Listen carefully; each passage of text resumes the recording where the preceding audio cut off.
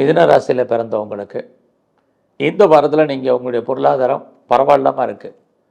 உங்களுடைய ராசியிலே செவ்வாய் பகவான் இருக்கிறதுனால சில விஷயங்களை நீங்கள் துணிஞ்சு முடிவெடுக்க வேண்டிய காலங்களில் இந்த வாரம் இருக்கீங்க.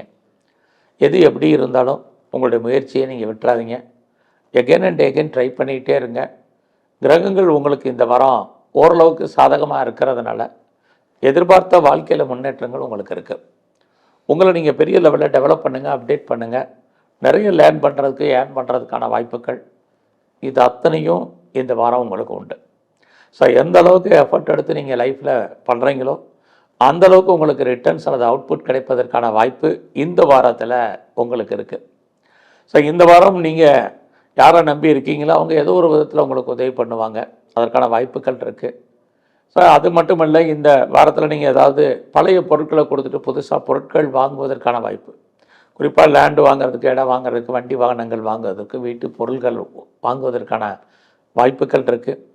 உங்களுடைய எஜுகேஷனை பொறுத்த வரைக்கும் இந்த வாரம் ரொம்ப கவனம், கல்வியில் கவனமாக இருங்க.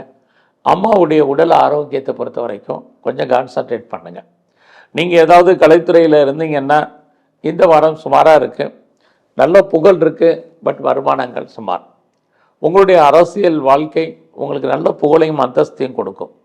நீங்கள் ஸ்போர்ட்ஸில் இருந்தீங்கன்னா உங்களுக்கு அவார்ட்ஸ் அண்ட் ரிவார்ட்ஸ் இருக்குது. இதெல்லாமே கிடைப்பதற்கான வாய்ப்பு. மிதுன ராசியில் பிறந்தவங்களுக்கு இந்த வாரத்தில் உங்களுடைய கரியர் ஜாபை பொறுத்த வரைக்கும் நல்லா இருக்குது. உங்களுடைய ப்ரொஃபஷனில் நீங்கள் என்ன கோல் அச்சீவ் பண்ணணும்னு நினைக்கிறீங்களோ அது நடக்கும். என்ன காரியத்திற்காக நீங்கள் முயற்சி பண்ணுறீங்களோ அது அத்தனையுமே உங்களுடைய சர்வீஸில் உங்களுக்கு இந்த வாரம் இருந்துக்கிட்டே இருக்குது. ஸோ பெரிய லெவலில் நீங்கள் ப்ரொமோஷனோ இன்க்ரிமெண்ட்டோ வேறு மானிட்டரி பெனிஃபிட்டோ எதிர்பார்த்தீங்கன்னா அதற்கான சோர்ஸஸ் இந்த வாரம் இருக்குது.